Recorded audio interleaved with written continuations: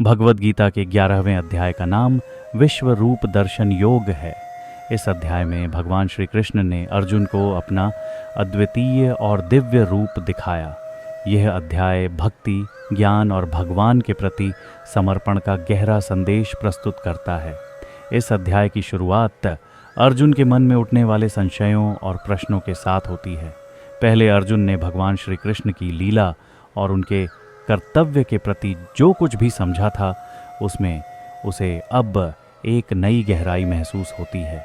उसने श्री कृष्ण से कहा कि वह उन्हें भक्ति और ज्ञान के साथ जानता है, लेकिन अब वह यह जानने के लिए उत्सुक है कि भगवान का असली स्वरूप क्या है। अर्जुन ने कहा कि वह भगवान के वास्तविक रूप को देखना चाहता है, ताकि वह उनके दिव्य गुणों और शक्ति का अनुभव कर सके। भगवान श्री कृष्ण ने अर्जुन को आश्वासन दिया कि वे उसे अपना दिव्य रूप दिखाएंगे, लेकिन इसके लिए उसे ध्यान से देखना होगा। भगवान ने कहा कि यह रूप सामान्य आँखों से नहीं देखा जा सकता, इसके लिए दिव्य दृष्टि की आवश्यकता होती है। उन्होंने अर्जुन को अपनी दिव्य दृष्टि देने के लिए उनके अंतरात्मा में भक्ति और श्रद्धा का संचार किया। जब भगवान श्री कृष्ण ने अपना विश्व रूप दिखाया, तब अर्जुन ने देखा कि भगवान का यह रूप अनंत और अद्वितीय था। उस रूप में हजारों मुख, आँखें और अनगिनत शरीर थे। हर जगह भगवान की उपस्थिति थी। अर्जुन ने देखा कि सभी देवता, आर्षि मुनि और सभी जीव इस रूप में समाहित थे। यह दृश्य अत्यंत भयावह और अद्भुत था। अर्जुन ने देखा कि भगवान के इस रूप में सभी सृष्टियाँ, जीव और तत्व विद्यमान थे। अर्जुन ने भगवान के इस विशाल रूप को देखकर घबरा कर कहा कि वे इस दृश्य को सहन नहीं कर पा रहे हैं।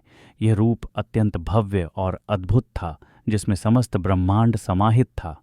अर्जुन ने देखा कि भगवान के मुख से अग्नि की ज्वाला निकल रही थी और यह दृश्य सभी जीवों के लिए भयावह था।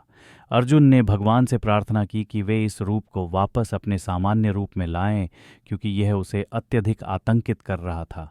भगवान ने अर्जुन को समझाया कि उनका यह रूप संसार की सृष्टि और संहार का संकेत है। इस रूप में सभी जीवों का अंत और प्रारंभ है।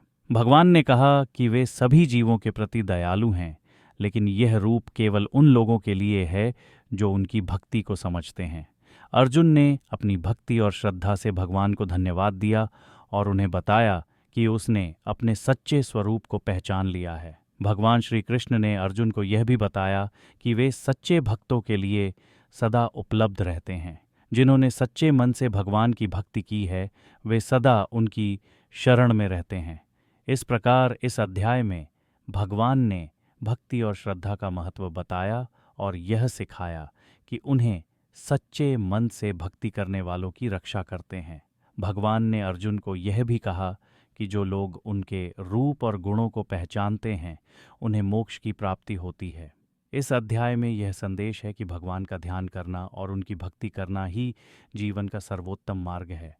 अर्जुन ने भगवान की भक्ति के इस अद्भुत रूप को समझा और सच्चे मन से भगवान की आराधना की। इस अध्याय का मुख्य संदेश यह है कि भगवान का असली स्वरूप और उनके अद्भुत गुणों को जानने के लिए भक्ति और समर्पण की आवश्यकता है।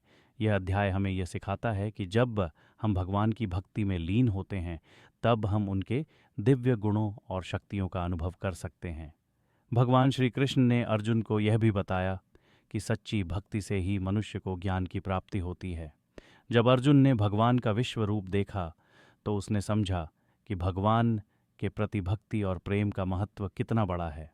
भगवान ने यह भी कहा कि जो लोग उनकी भक्ति करते हैं, वे उनके साथ एक गहरा संबंध स्थापित कर लेते हैं।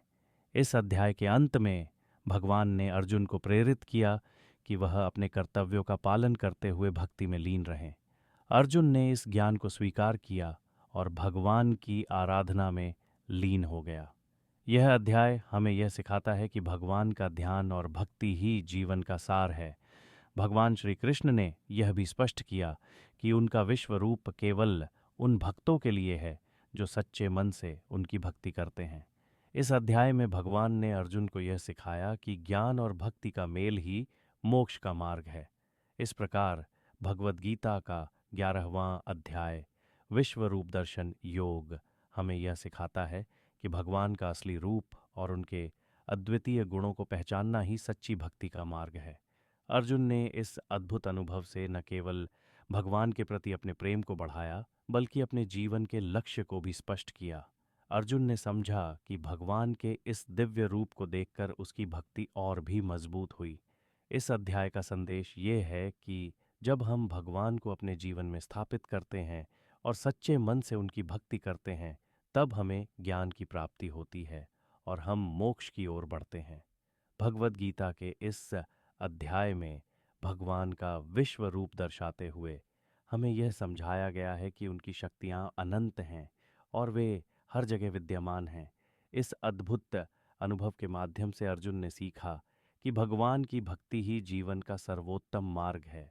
इस अध्याय का समापन भगवान श्री कृष्ण के संदेश के साथ होता है कि सच्ची भक्ति, ज्ञान और समर्पण के साथ जब हम भगवान का ध्यान करते हैं, तब हमें उनके अद्वितीय गुणों का अनुभव होता है।